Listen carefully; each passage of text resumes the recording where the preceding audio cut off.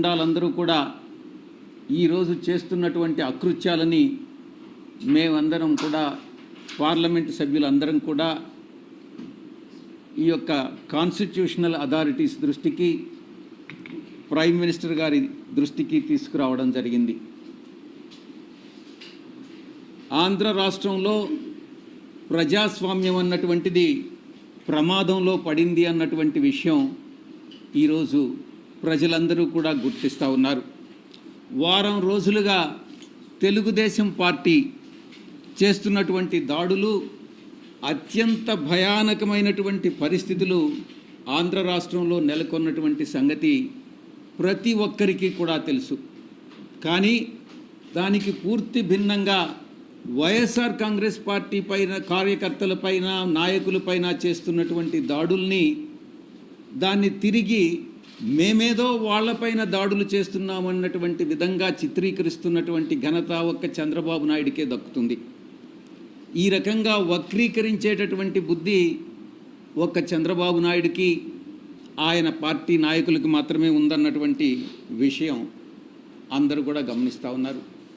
ఈరోజు చంద్రబాబు నాయుడు గారి పరిపాలన ఒక ఆటవిక పరిపాలన అన్నటువంటి విషయంగా మనం అభివర్ణించవచ్చు.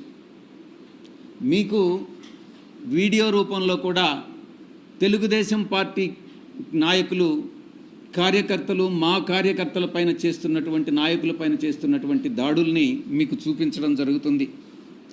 చట్టం లేదు, స్వేచ్ఛ లేదు, న్యాయం లేదు, అన్యాయమే రాజ్యమేలుతుంది.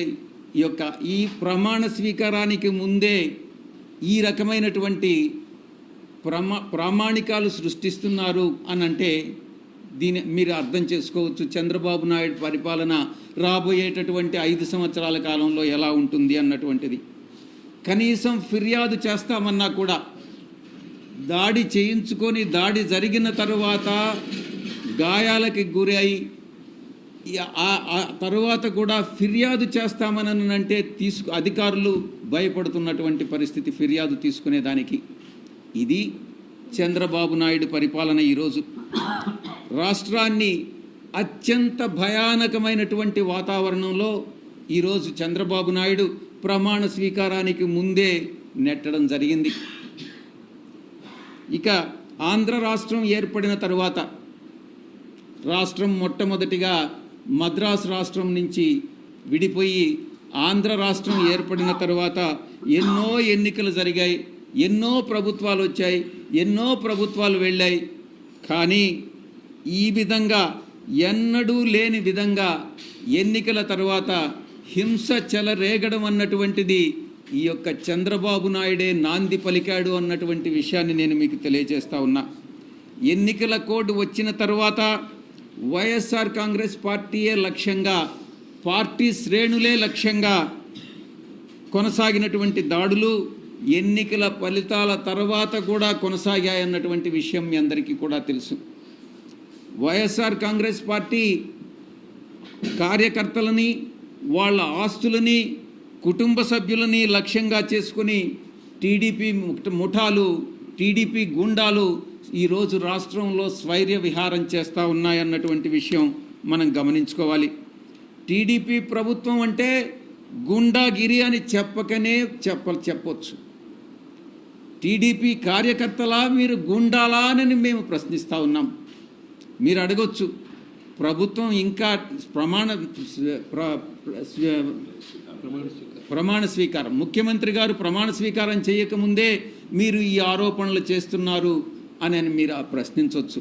నేను ఒకటే సమాధానం చెప్తా ఉన్నా, ఉద్దేశపూర్వకంగా చంద్రబాబు నాయుడు ప్రమాణ స్వీకారానికి ముందే ఈ యొక్క హింసను ప్రేరేపించాడు అనేటటువంటి విషయంలో ఎటువంటి సందేహం లేదు. ప్రమాణ స్వీకారం చేసిన తరువాత ప్రభుత్వం బాధ్యత వహించాల్సి వస్తుందనని ప్రమాణ స్వీకారానికి ముందే వైఎస్ఆర్ కాంగ్రెస్ పార్టీ కార్యకర్తల మీద దాడులు జరపండి అనని ఆయనే స్వయంగా ఆదేశాలు ఇచ్చాడు అన్నటువంటి విషయం అంతర్గతంగా తెలుగుదేశం పార్టీ నాయకులు చర్చించుకుంటున్నటువంటి విషయం మీ దృష్టికి వచ్చే ఉంటుంది. దాడులని అడ్డుకునేటటువంటి వ్యవస్థలే కల్పించట్లేదు. న్యాయ వ్యవస్థను అప్రోచ్ అయ్యాం, ఆ పోలీస్ వ్యవస్థను అప్రోచ్ అయ్యాం, రెవెన్యూను అప్రోచ్ అయ్యాం. పోలీసు వ్యవస్థ నీరు గారిపోయింది, నిస్తేజంగా మారిపోయింది. వ్యవస్థ పని చేయకుండా మానేసింది. బాధితులు పడుతున్నటువంటి ఎవరైతే హింసకు గురయ్యారో, ఎవరైతే హింసకు లోనయ్యారో ఆ బాధితుల ఆక్రందనలు అన్నటువంటిది ఒక్కసారి చంద్రబాబు నాయుడు గాని ఆలకిస్తే, అదే ఆక్రందన తన కుటుంబ సభ్యులు చేస్తే ఎంత మనసు నొప్పిస్తుందో ఒక్కసారి చంద్రబాబు నాయుడు అర్థం చేసుకోవాలి అని నేను తెలియజేస్తా ఉన్నా. మన కుటుంబ సభ్యులు అదే రకమైనటువంటి బాధ అనుభవిస్తే మనం ఎలా ఫీల్ అవుతామో అదే ఇతరులు అనుభవించినప్పుడు కూడా ఒక నాయకుడిగా, ఒక రాష్ట్ర ముఖ్యమంత్రిగా మీరు కూడా అదే ఆవేదనతో ఆ యొక్క బాధలు తీర్చాల్సినటువంటి బాధ్యత ముఖ్యమంత్రిగా ఆయన మీద ఉంది అన్నటువంటి విషయంలో ఎటువంటి సందేహం లేదు. ఎన్నికల కోడ్ వచ్చిన తర్వాత, ఎన్నికల ఫలితాలు వెలువడిన తర్వాత 2 సందర్భాల్లో కూడా చంద్రబాబు నాయుడు, ఆయన కుమారుడు లోకేష్ ఇద్దరు కూడా ఈ రక్త చరిత్ర, నేను అభివర్ణిస్తా ఉన్నాను, ఇది రక్త చరిత్ర, ఈ యొక్క చీకటి అధ్యాయంగా చరిత్రలో మిగిలిపోతుంది. 2024లో మొట్టమొదటిసారి చంద్రబాబు నాయుడు, నేను అనుకుంటాను 1999లో అధికారంలోకి వచ్చాడు. అది బీజేపీ పార్టీ వల్లనే. ఆ తర్వాత 2014లో అధికారంలోకి వచ్చాడు, అది బీజేపీ సహకారం వల్లనే. ఇప్పుడు 2024లో మళ్ళీ అధికారంలోకి వచ్చాడు, అది కూడా బీజేపీ సహకారం వల్లనే. నేను చెప్తా ఉన్నాను, ఈ హింస ఇలాగే కొనసాగితే రాష్ట్రంలో బీజేపీ కూడా, రాష్ట్ర ప్రభుత్వంలో బీజేపీ భాగస్వామి కూడా ఉంది కాబట్టి బీజేపీకి కూడా ఈ బాధ్యత వహించాల్సి ఉంటుంది అన్నటువంటి విషయాన్ని నేను స్పష్టంగా చెప్తా ఉన్నాను. ఈ చంద్రబాబు నాయుడు ప్రారంభించినటువంటి ఇది ఒక సాంప్రదాయం, మంచి సాంప్రదాయమా, ఇది మంచి ప్రెసిడెంటా కాదా అన్నటువంటిది చంద్రబాబు నాయుడు విజ్ఞతకే వదిలేస్తూ ఉన్నాం. దీన్ని ఏ రోజు కూడా ఒక ప్రామాణికంగానో ఒక ప్రెసిడెంట్గానో మీరు నెలకొల్పవద్దు చంద్రబాబు నాయుడు అని నేను చెప్తా ఉన్నా. ఎందుకంటే భావి తరాలకి మీరు హింసను ప్రేరేపించడం అన్నటువంటిది మంచిది కాదు, ఇది నేర్పించవద్దు అని నేను మీ అందరికీ కూడా నేను విజ్ఞప్తి చేస్తూ ఉన్నా. ఎవ్వరు కూడా హర్షించరు, సభ్య సమాజం హర్షించదు. ఈ విషయం చంద్రబాబు నాయుడు గుర్తుపెట్టుకోవాలి. అధికారం అంటే బాధ్యత కాదు, రౌడీజం అని, గుండాయిజం అని వాళ్ళు తెలుగుదేశం వాళ్ళు ఈరోజు చెప్పకనే చెప్తా ఉన్నారు. ఇదే మా పద్ధతి, ఇదే మా తరహా, ఇదే మా ప్రిన్సిపల్ అన్నటువంటి విషయాన్ని తెలుగుదేశం పార్టీ చాలా స్పష్టంగా చెప్తా ఉంది.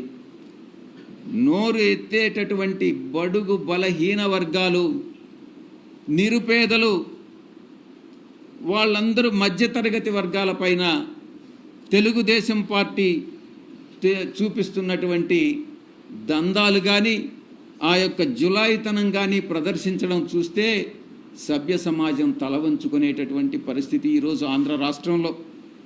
యూనివర్సిటీలు వదలట్లేదు. యూనివర్సిటీలో వీసీలను నేరుగా వీసీల పైన దాడులు చేస్తూ ఉన్నారు. యూనివర్సిటీ రిజిస్ట్రార్స్ మీద దాడి చేస్తూ ఉన్నారు. ఇక వీసీల్లో ఎవరైతే బీసీలు ఉన్నారో వాళ్ళని తరిమి కొడతా ఉన్నారు. ఇది తెలుగుదేశం పార్టీ యొక్క పరిపాలనా విధానం. తమకు ఎవరైతే పడదో, తమకి ఎవరైతే వ్యతిరేకులో వాళ్ళని వెతికి పట్టుకొని దాడులు చేసి అమాననీయమైనటువంటి ఆ సంఘటనలన్నింటినీ కూడా షూట్ చేసి, వీడియో రూపంలో షూట్ చేసి దాన్ని సోషల్ మీడియాలో పెడుతున్నటువంటి పరిస్థితి ఈరోజు నెలకొని ఉంది అన్నటువంటి విషయం మీ అందరికీ కూడా తెలుసు. ఆంధ్రప్రదేశ్ రాష్ట్రాన్ని, బంగారు లాంటి ఆంధ్రప్రదేశ్ రాష్ట్రాన్ని ఏ రకంగా తగలబెడుతుంది ఈ తెలుగుదేశం పార్టీ అన్నటువంటి విషయాన్ని ఒక్కసారి కానీ తలుచుకుంటేనే కళ్ళ నీళ్ళు వస్తూ ఉన్నాయి. ఇది ఈరోజు ఉన్నటువంటి రాష్ట్రంలో పరిస్థితి. మంగళగిరిలో వేరే చెప్పాల్సినటువంటి అవసరం లేదు. లోకేష్ మనుషులు సోషల్ మీడియా కార్యకర్త, మా సోషల్ మీడియా కార్యకర్త రాజ్ కుమార్ పట్ల ఎంత అవమానకరంగా అమానుషంగా ప్రవర్తించారో, ఏకంగా ఎలా దాడి చేశారన్నటువంటి విషయం మనం వీడియోలో అందరం కూడా సోషల్ మీడియాలో చూసాం. మాకు తెలిసే కొంది మళ్ళీ మళ్ళీ కూడా మేము ఫైల్ చేయడం జరుగుతుంది. ఇది ప్రైమ్ మినిస్టర్ గారికి, ప్రధానమంత్రి గారికి, అదేవిధంగా నేషనల్ హ్యూమన్ రైట్స్ కమిషన్కి, అందరి దృష్టికి కూడా ఈ సంఘటనలన్నింటినీ కూడా వారి దృష్టికి తీసుకురావడం జరిగింది.